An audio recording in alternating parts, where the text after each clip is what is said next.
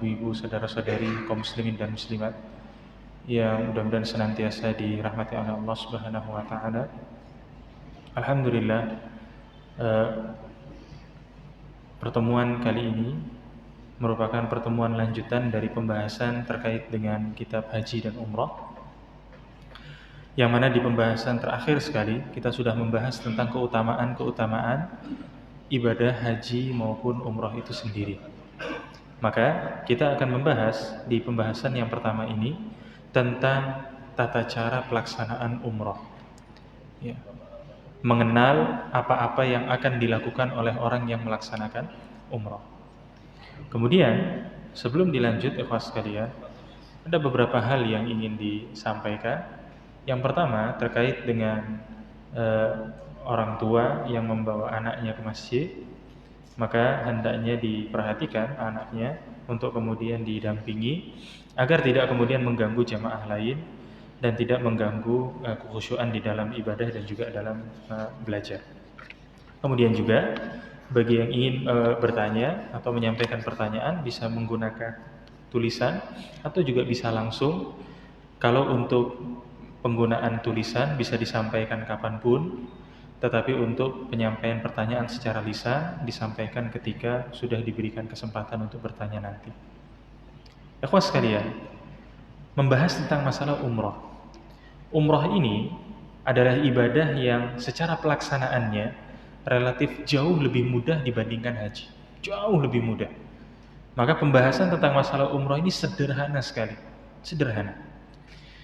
Nah, dan pembahasan tentang masalah umrah ini juga akan kita bahas semirip mungkin dengan yang dilakukan oleh Nabi Shallallahu Alaihi Wasallam. Kenapa? Karena Rasulullah Shallallahu Alaihi Wasallam bersabda dengan sabda yang mirip di dalam sholat dan ibadah haji atau umrah. Di dalam sholat beliau bersabda apa? Sallu kama ra'aitumuni usalli. Sholatlah kalian seperti kalian melihat diriku sholat. Di dalam permasalahan umrah atau haji, Nabi SAW bersabda dengan kalimat yang mirip. Beliau mengatakan apa? Khudhu anni manasikakum. Ambil dariku, maksudnya dari Nabi SAW, tata cara ibadah manasik kalian. Sehingga baik masalah sholat maupun masalah haji dan umrah kita laksanakan semirip mungkin yang dilakukan oleh Nabi SAW. Nah, kemudian juga di pembahasan nanti akan dibahas istilah-istilah yang sering didengar terkait dengan masalah umrah yang terkadang sering.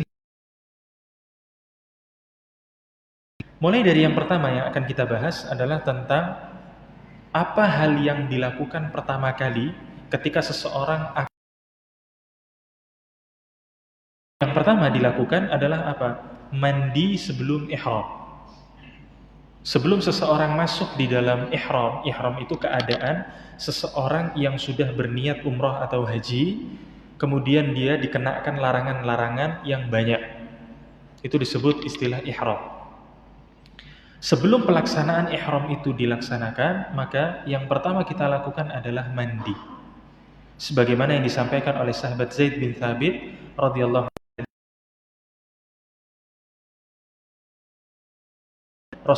Dia melihat Rasulullah Shallallahu Alaihi Wasallam melepas pakaiannya ketika mau memulai ihram, kemudian beliau mandi.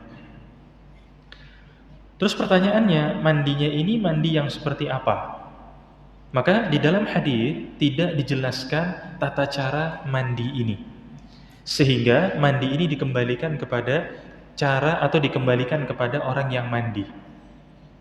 Tentu dengan mandi biasa. Begitu pula ketika seseorang mandi ini, dia boleh menggunakan sabun, dia boleh menggunakan sampo, dia boleh menggunakan sikat gigi, dia boleh juga mencukur rambut atau bulu-bulu yang memang harus dibersihkan. Ingat, yang dilakukan ini adalah sebelum orang itu ihram. Kita belum membahas orang itu ketika ihram, belum. Seperti apa misalkan? Seperti bulu ketiak, itu juga mesti dihilangkan, bulu kemaluan, merapikan kumis. Ini rambut-rambut yang mesti dihilangkan. Lantas kemudian muncul juga sebuah pertanyaan, bagaimana dengan rambut-rambut lain yang tidak dijelaskan di dalam agama? Kan di badan kita ini, ikhwas sekalian, ada rambut-rambut yang harus dihilangkan, ada rambut-rambut yang haram dihilangkan, dan ada rambut-rambut yang hukumnya tidak ada. Rambut-rambut yang harus dihilangkan tadi, mulai dari rambut ketiak, rambut kemaluan, kemudian kumis ini dirapikan. Rambut-rambut yang nggak boleh sama sekali untuk dihilangkan adalah apa? Alis, kemudian apa? Kok ragu? Kemudian ini nggak boleh dihilangkan. Hanya itu saja, setahu saya. Hanya dua ini saja. Lantas bagaimana dengan rambut-rambut yang lain? Contoh misalkan seseorang yang memiliki bulu dada yang banyak atau bulu punggung yang banyak. Saya punya kawan orang Kanada itu rambutnya banyak sekali, luar biasa. Di tangannya itu bulunya tebal, di punggungnya ada, di depannya ada. Terus pertanyaannya, ini hukumnya bagaimana? Bulu kaki misalnya, ini hukumnya bagaimana? Maka para ulama menjelaskan bahwa rambut-rambut yang tidak memiliki hukum ini dikembalikan kepada yang bersangkutan. Jika keberadaan bulu ini mengganggu dirinya di dalam pelaksanaan ibadah umroh nanti, apakah muncul bau yang tak sedap dari bulu tersebut, atau justru akan mengganggu dia sehingga selama perjalanan umroh itu sibuk garuk sana garuk sini, mengganggu, maka apa? Tidak masalah kalau kemudian bulu itu dihilangkan, karena memang hukumnya tidak ada. Adapun rambut-rambut yang nggak boleh dihilangkan, memang nggak boleh dihilangkan. Kemudian setelah seseorang mandi, maka dia diperbolehkan menggunakan minyak wangi. Ingat, pembahasan ini belum masuk di dalam pembahasan ihram. Ini sebelum ihram. Setelah dia mandi, dia boleh pakai minyak wangi. Tapi penggunaan minyak wangi ini hanya boleh dilakukan di badan, bukan di kain ihramnya. Silahkan digosok badannya itu dengan minyak wangi, nggak masalah. Sebagaimana yang disampaikan oleh sahabat Aisyah radhiyallahu anha, istri dari Nabi sallallahu alaihi wasallam, beliau mengatakan, kuntu utayyibu Rasulullah sallallahu alaihi wasallam li ihramihi hina yuhrimu wa li hillihi qabla an yatufa bil bait.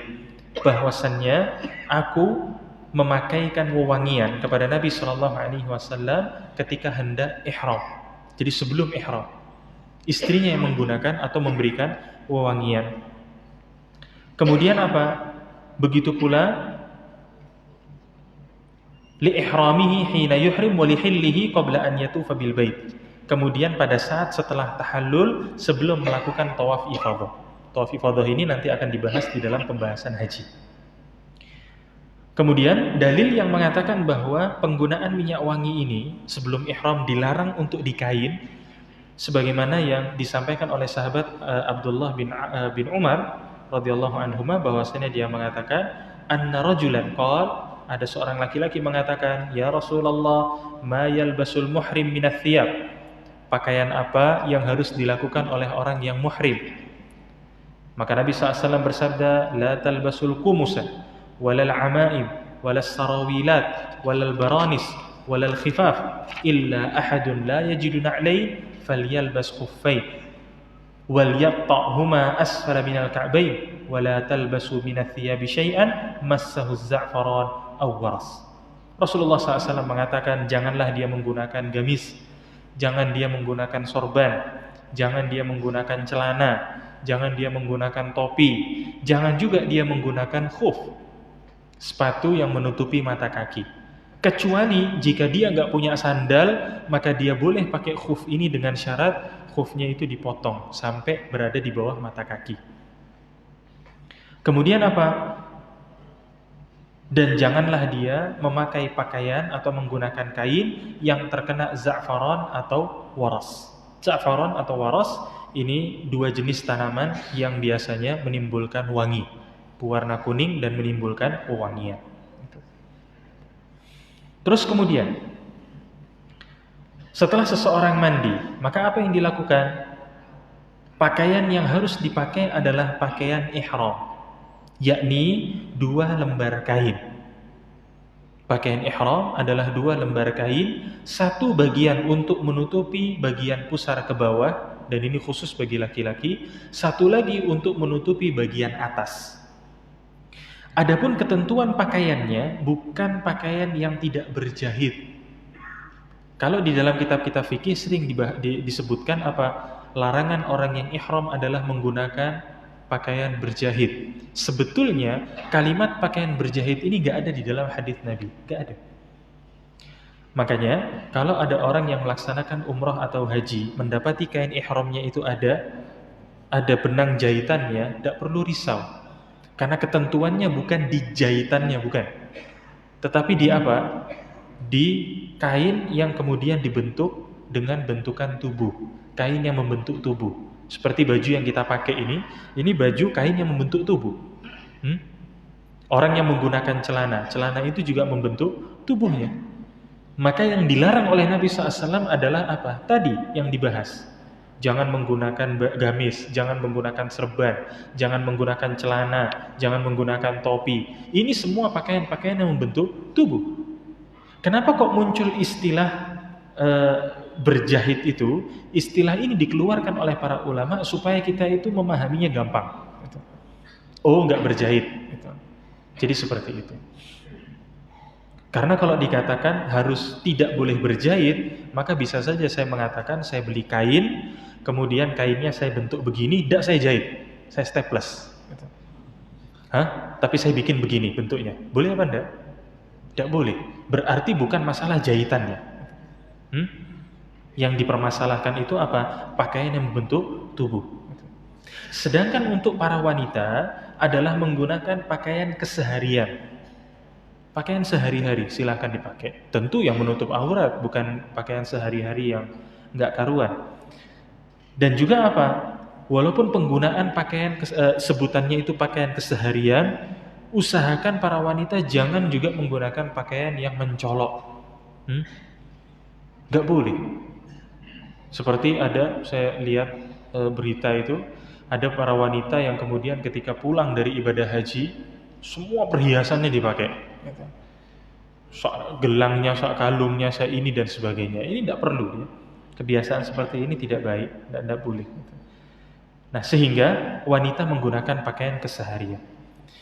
Lantas bagi yang menggunakan cadar, maka apa? Hendaknya cadar ini dibuka. Para wanita ketika melaksanakan ibadah umroh atau haji dilarang menutupi wajahnya. Kemudian apa? Hanya saja terdapat keringanan bahwa jika wanita tersebut dilewati oleh para laki-laki, maka dia boleh menutup wajahnya sebentar, kemudian setelah itu dia membukanya kembali. Hal seperti ini yang dilakukan oleh sahabat Aisyah radhiyallahu anha ketika melaksanakan ibadah haji, maka apa? Beliau tidak menutup wajahnya. Ketika ada segerombolan laki-laki lewat, maka beliau menutupi wajahnya dengan kain. Setelah laki-laki ini lewat, dibuka kembali. Jadi seperti itu. Nah, dalilnya apa? Tadi yang sempat kita bahas, sabda Nabi SAW, la talbasul qamis walas sarawilat walal amaim walal baranis illa an yakuna ahadun laysat lahu na'lan falyalbasil khuffain wal yaqta asfala minal ka'bain wala talbisu syai'an massahu za'faran walal waras. Tadi sudah kita baca. Kemudian apa? Nabi SAW melanjutkan, wala tantaqibil mar'atul muhrimah wala talbisil quffazain. Para wanita yang sedang ihram tidak boleh menutup wajahnya dan juga tidak boleh menggunakan sarung tangan. Jadi dua ini yang tidak diperbolehkan untuk dilakukan oleh para wanita. Kalau kaos kaki gimana? Kaos kaki gimana? Boleh apa enggak? Harus gitu. Harus, mau ihram enggak ihram pakai kaos kaki. Perempuan. Kaki bagian dari auratnya. Ya. Jadi sebagian para wanita kadang enggak paham tentang masalah ini. Kainnya lebih cingkrang dari kita. Jangan sampai begini, salah. Laki-laki kainnya seperti itu, perempuan enggak. Ditutup dengan kaos kaki, mesti ditutup dengan kaos kaki. Nah, setelah seseorang sudah mandi, kemudian dia pakai minyak wangi di badannya, tidak di kainnya, kemudian menggunakan kain ihram. Kain ihram tadi adalah 2 lembar kain. yang kainnya itu tidak membentuk tubuh. Sehingga apa ikhwas sekalian? Ketika seseorang menggunakan kain ihram, maka dia tidak lagi menggunakan kain apapun. Tidak baju dalam, tidak celana dalam, tidak apapun. Gak ada sama sekali. Semuanya yang dipakai hanya 2 lembar kain saja. Jadi seperti itu. Nah, setelah itu apa? Melaksanakan sholat 2 rakaat. Pelaksanaan sholat 2 rakaat ketika akan melaksanakan umroh menjadi sesuatu yang biasa dilakukan oleh kaum muslimin. Hanya saja ini diperselisihkan oleh para ulama. Yang pertama, sholat 2 rakaat tersebut hendaknya dilaksanakan. Sebagaimana yang disampaikan oleh sahabat Abdullah bin Umar, bahwasannya apa? Karena Rasulullah sallallahu alaihi wasallam yarka'u bidzil hulaifah. Nabi SAW itu sholat 2 rakaat di Dzil Hulaifah. Nanti kita akan bahas apa itu Dzil Hulaifah. Kemudian apa? Beliau sholat 2 rakaat. Thumma idza stawat bihin naqah qa'imatan 'inda Masjidil Hulaifah ahalla. Ketika Nabi SAW sudah naik di atas kendaraannya di Masjid Dzil Hulaifah, maka beliau memulai niat ihramnya.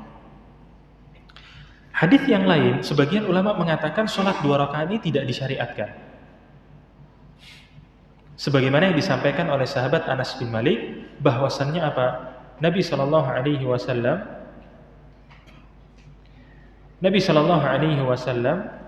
shalla adh-dhuhra thumma rakiba rahilatahu falamma ala jabalil Baidah ahalla. Bahwasanya Nabi sallallahu alaihi wasallam salat zuhur kemudian mengendarai kendaraannya, ketika sampai di Bukit Baidah beliau memulai niat ihramnya.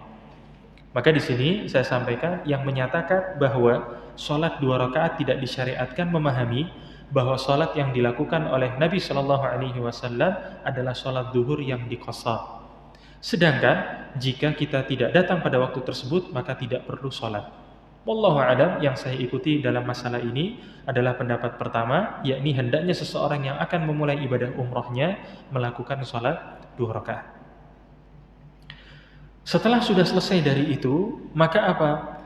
Hal keempat yang mesti dilakukan adalah berniat ihram.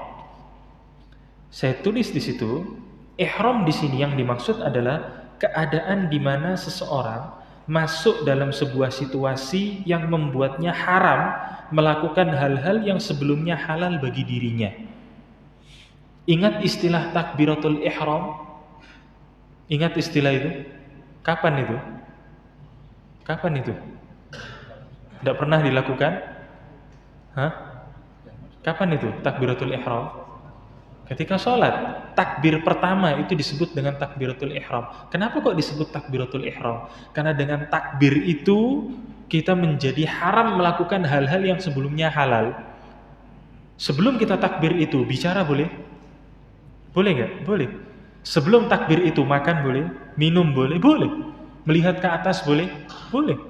Ketika sebelum takbir itu, begitu takbir itu diucapkan, semua yang tadi kita sebutkan jadi haram. Gak boleh ngomong, gak boleh makan, gak boleh minum, gak boleh lihat ke atas, gak boleh lihat ke belakang. Maka orang yang ihram, maksudnya dia masuk di dalam keadaan yang banyak perbuatan-perbuatan itu jadi haram bagi dirinya. Kemudian apa? Orang yang sudah dalam keadaan ihram disebut sebagai muhrim. Ini istilah yang sering salah difahami oleh orang. Ketika berjumpa dengan orang lawan jenis, maka dia mengatakan bukan muhrim. Memang bukan. Memang bukan, dong saya nggak umroh. Tetapi yang tepat adalah apa? Saya bukan mahramnya, bukan muhrim, bukan. Ya, tapi mahram. Kalau orang yang sedang ihram, maka dia adalah muhrim. Saya sedang muhrim, saya sedang berihram. Nah, kemudian apa? Berniat ihram dari miqat. Dari miqat. Apa itu miqat? Miqat ini bermakna batas dimulainya pelaksanaan haji atau umroh. Jadi ikhwas sekalian, kita ketika mau melaksanakan umroh, nggak bisa mulainya dari Pontianak, nggak bisa. Atau mulainya dari Jakarta, nggak bisa juga. Ada tempatnya tersendiri untuk kita memulai, tempatnya di situ. Nah, kemudian saya sampaikan terkait miqat, maka terbagi menjadi 2. Ada istilahnya mikot zamaniyah dan ada mikot makaniyah. Adapun mikot zamaniyah itu maknanya batas dimulainya umroh atau haji dari sisi waktu. Untuk umroh maka waktunya ini sepanjang tahun, bebas. Asal bisa berangkat, gak ada masalah. Tapi kalau untuk haji maka waktunya ditentukan. Yakni kapan? Mulai dari tanggal 8 Dzulhijjah, 9, 10, 11, 12 atau 13. Jadi ada sekitar 6 hari pelaksanaan ibadah haji itu. Di luar waktu ini haji nggak bisa dilakukan. Misalkan sekarang berangkat, Ustaz saya mau haji sekarang, nggak bisa. Nggak boleh. Ya, nggak boleh. Nah, itu mikot zamaniyah. Mikot makaniyah itu apa? Batas dimulainya umroh atau haji dari sisi tempat. Oke, sekarang umroh kapan aja boleh? Boleh. Tempatnya gimana? Maka tempatnya sudah Nabi SAW tentukan. Maka di sini kita akan bahas satu persatu. Mikot makaniyah atau tempat memulai ihram itu yang disampaikan oleh Nabi SAW ada 5. Yang pertama yang disebut dengan Dzul Hulaifah atau Dzul Hulaifah. Yang kemudian sekarang itu lebih dikenal dengan istilah Bir Ali atau Abyar Ali. Biasa sering disebut seperti itu. Ini adalah mikot paling jauh dari Ka'bah. Mikot paling jauh dari kota Mekah. Jaraknya apa? 450 km sebelah utara. Jadi ini Mekah, sebelah utara itu tempatnya Dzul Hulaifah. Nah, dekat sekali dengan kota Madinah. Jadi kalau dari Masjid Nabawi kita berangkat ke Dzul Hulaifah ini paling sekitar 17-an kilo gitu saja. Itu nggak jauh. Dari situ sampai ke kota Mekah sekitar 450 kilo. Maka jamaah umroh yang mendarat di Madinah, maka dia nanti akan apa? Ihramnya dari tempat ini. Pasti. Ya, pasti seperti itu. Itu yang pertama. Kemudian yang kedua adalah apa? Juhfah. Sekarang terletak di kota Rabi'. Jadi ada sebuah kota namanya Rabi' di Arab Saudi, itu yang disebut dengan Juhfah. Sekitar 183 km sebelah utara, agak ke arah barat laut dari kota Mekah. Jadi dia agak ke atas tapi miring sedikit. Mikot ini dipakai oleh saudara-saudara kita yang datang dari Afrika Utara. Mulai dari Mesir, terus sebelahnya ada Libya, ada Tunis, pokoknya Afrika sebelah utara. Mereka kalau naik pesawat mau mendarat di Jeddah pasti lewat sini. Tempatnya namanya Juhfah. Kemudian yang ketiga ada Qarnul Manazil. Qarnul Manazil ini sering dikenal dengan nama As-Sailul Kabir. As-Sailul Kabir. Ini sekitar 75 km sebelah timur dari kota Mekah. Mikot ini digunakan oleh saudara-saudara kita yang datang dari negara Teluk. Mulai dari Oman, Dubai, dan sebagainya. Mereka kalau mau melaksanakan ibadah umroh pasti lewat sini. Nah, dahulu pilot-pilot Indonesia, saya tidak tahu kalau sekarang ya. Kalau dulu itu pilot-pilot Indonesia sering kalau mau mendarat di kota Mekah sering melewati yang namanya Qarnul Manazil. Qarnul Manazil. Jadi pilot-pilot akan mengatakan 1 jam lagi kita akan melewati mikot, maka dia siap-siap. Siap-siap semuanya. Nanti akan disampaikan setengah jam lagi kita akan melewati mikot. Mikot apa? Mikot ini Qarnul Manazil. Kemudian ada yang namanya Yalamlam. Sekarang dikenal dengan nama As-Sa'diyah. Sekitar 92 km sebelah barat daya kota Mekah. Dan ini lebih dekat dengan negeri Yaman, ke arah bawah. Kawan-kawan kita atau saudara-saudara kita yang muslim dari Yaman, mereka kalau mau pergi pasti akan melewati mikot ini, Yalamlam. Kemudian yang kelima adalah Dzatu Irkin, yang sekarang dikenal dengan Ad-Dharibah, sekitar 94 kilo sebelah timur laut dari kota Mekah. Ini untuk saudara-saudara kita yang datang dari negeri Irak dan sekitarnya.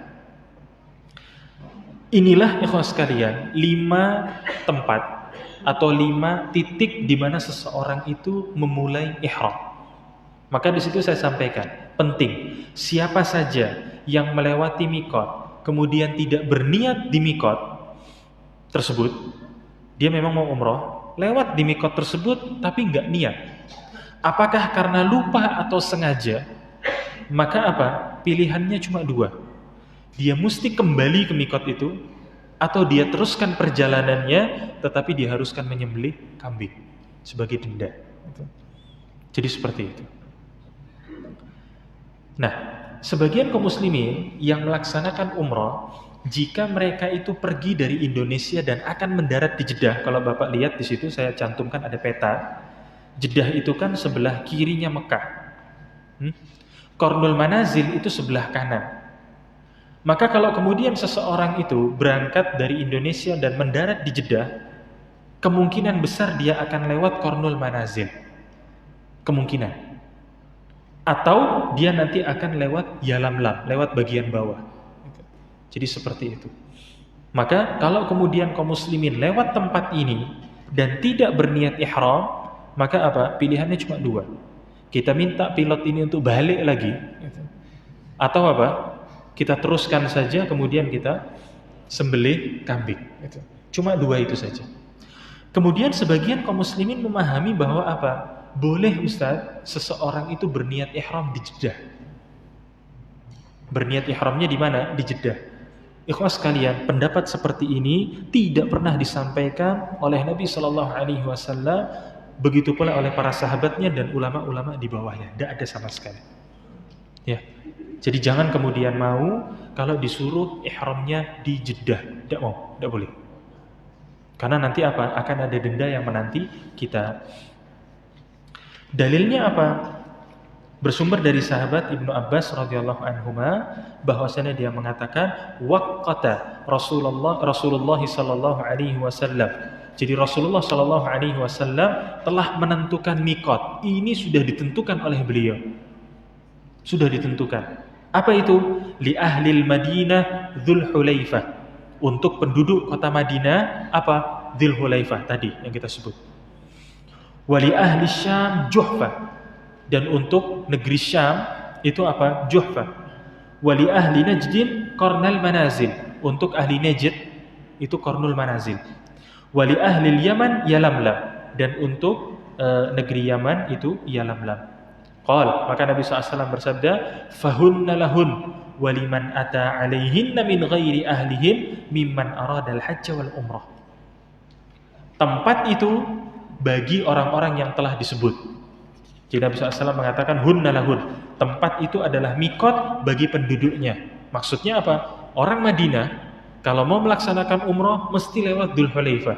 Gak bisa dia muter ke bawah lewat Yalamlam gitu, gak bisa. Dia mesti lewat Dzulhulaifah. Waliman ata alaihinna min ghairi ahlihin. Dan siapa saja yang lewat dari tempat itu yang bukan penduduk negeri tersebut. Kayak kita misalkan. Kita, kalau kita mendarat di Madinah, maka kita lewat Dzulhulaifah. Walaupun kita bukan orang Madinah. Jadi seperti itu. Kemudian apa? Beliau mengatakan, faman kana dunahun famin ahlihi wa kadza fakadzalika hatta ahlu Makkah yuhilluna minha. Ya. Maka apa? Barang siapa yang tinggal sebelum batas mikot tersebut. Ini kalau kita lihat, ini kan batas-batas mikotnya.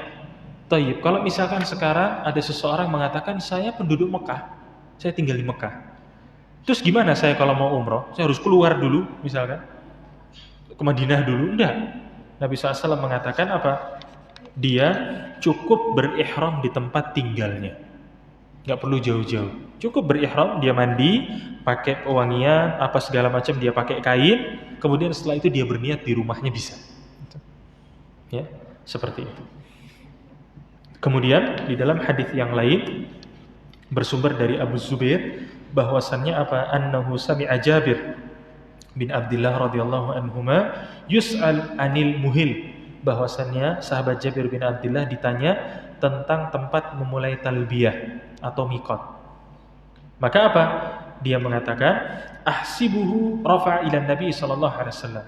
Aku mengira bahwa dia telah memarfu'kan kepada Nabi SAW. Kemudian dia mengatakan, muhallu ahlil Madinah min Dzul Hulaifah.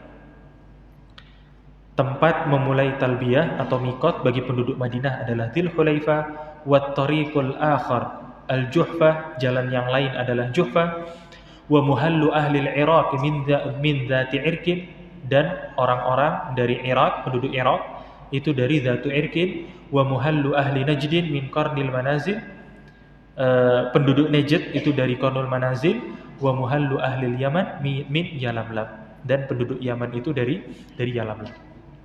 Kemudian di sini saya sampaikan mikot zamaniyah untuk umrah waktunya bebas dan tidak mengikat, kecuali jika umrah tersebut berkaitan dengan haji, maka harus dilakukan di bulan-bulan haji.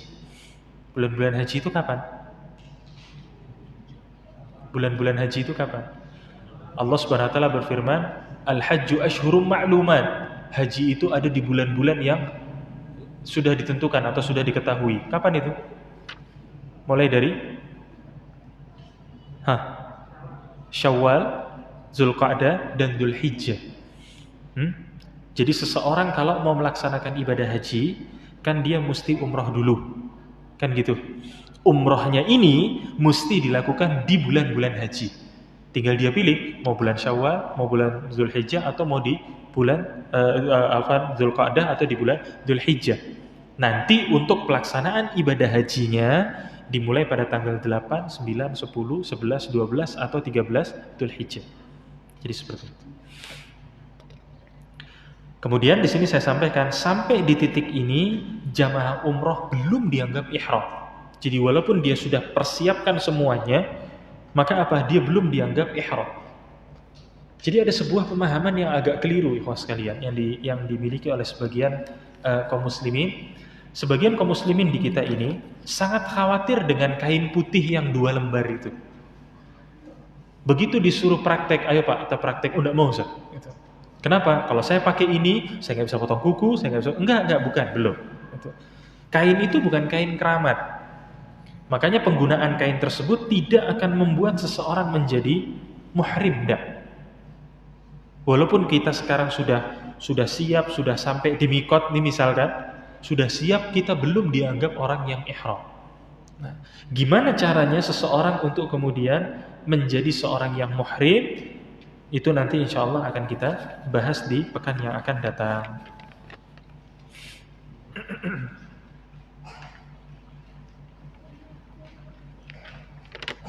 Baik. Itu ikhwas sekalian pembahasan kita pada kesempatan kali ini, dan kalau ada hal yang ingin ditanyakan atau ada hal yang ingin diskusikan terkait dengan masalah tadi atau di luar dari masalah tadi, dipersilakan. Silakan kalau ada.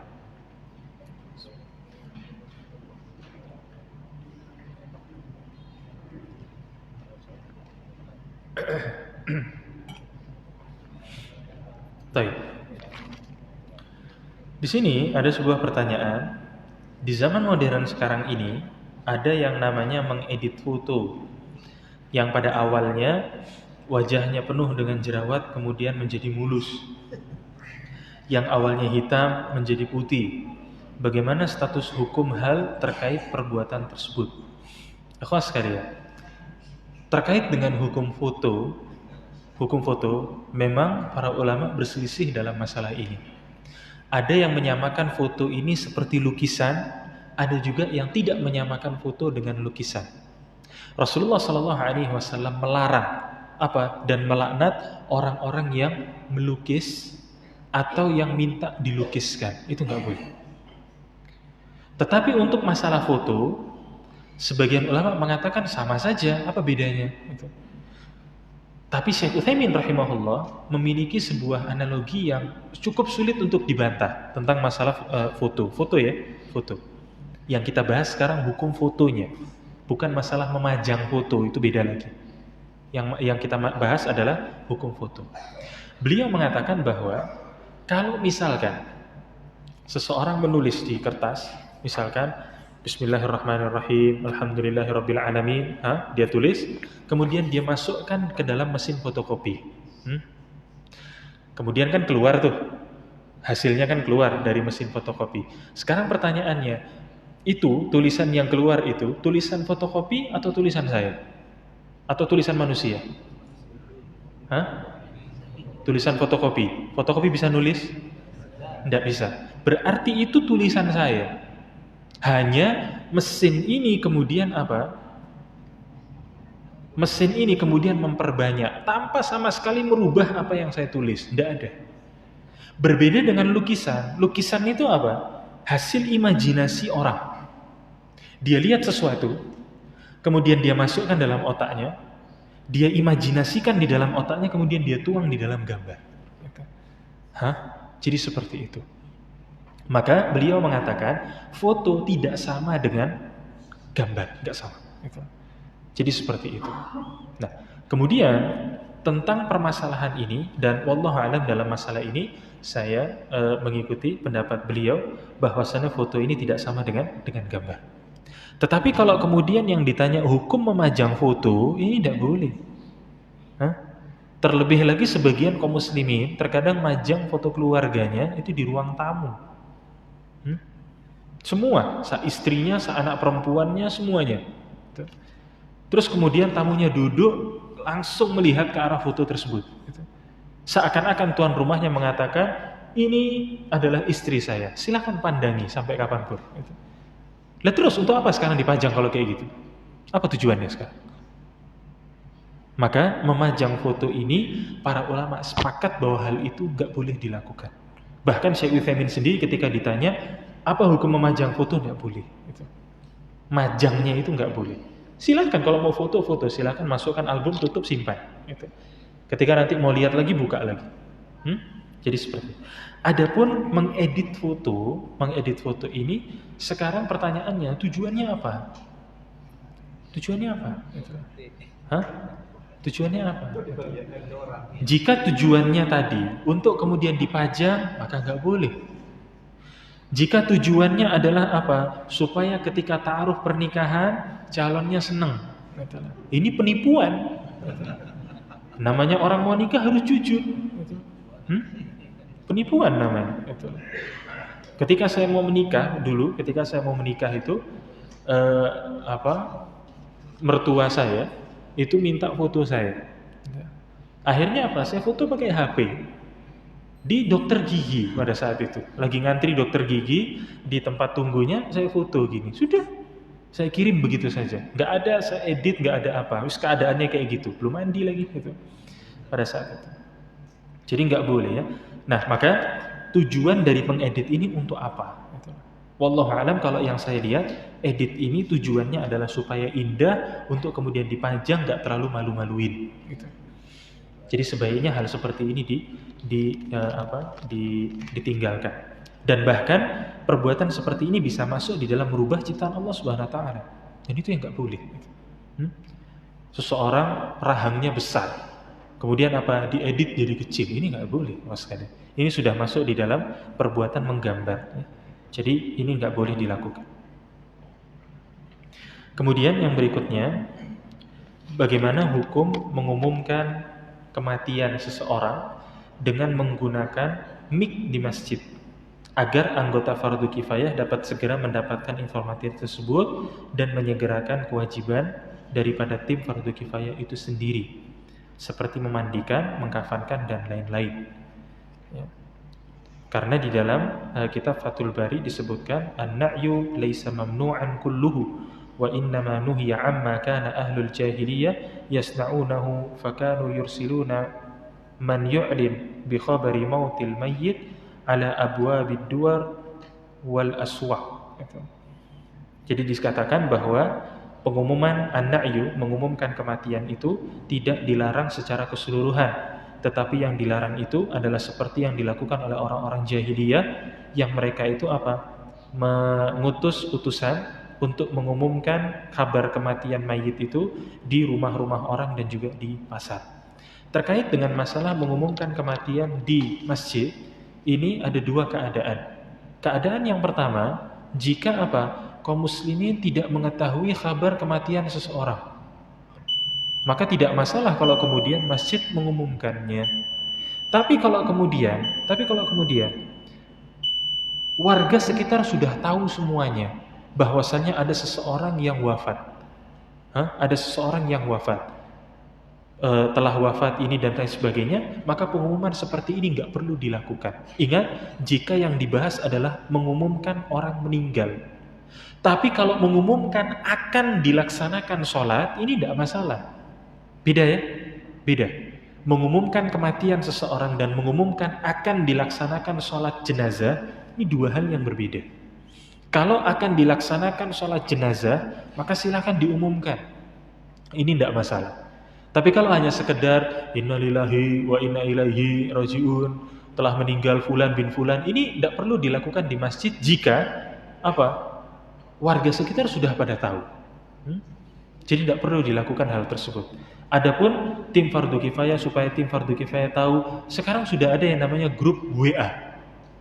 Ya, jangankan orang meninggal, orang kepleset di masjid aja itu sudah masuk di WA. Gitu. Ya, jadi tidak perlu. Saya rasa kalau kemudian kita tinggal di tempat yang berita itu cepat sekali menyebar, tidak perlu diumumkan. Kecuali apa? Pengumuman sholat jenazah, maka itu bisa diumumkan. Misalkan jamaah pada datang dan tidak tahu di sini akan dilaksanakan sholat jenazah, kemudian diumumkan, insya Allah nanti setelah sholat akan dilaksanakan sholat jenazah dan begitu seterusnya. Ini nggak masalah dilakukan. Jadi seperti itu. Baik.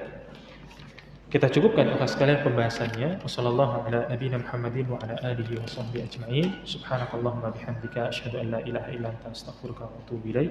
Assalamualaikum warahmatullahi wabarakatuh.